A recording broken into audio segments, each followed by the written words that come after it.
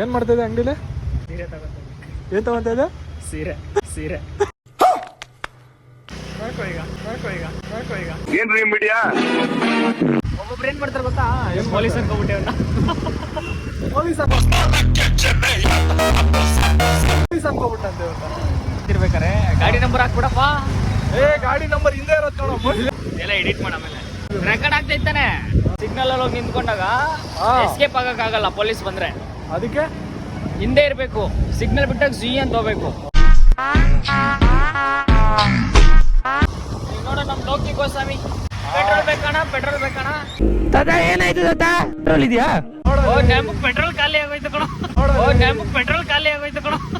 ಖತಮ್. Abhi petrol ಇಲ್ಲ ನೋಡ್ರಿ. Petrol ಬೇಕಂತ ಕೇಳಿದ್ರೆ ಪೆಟ್ರೋಲ್ ಖಾಲಿ ಆಗೋಯ್ತು.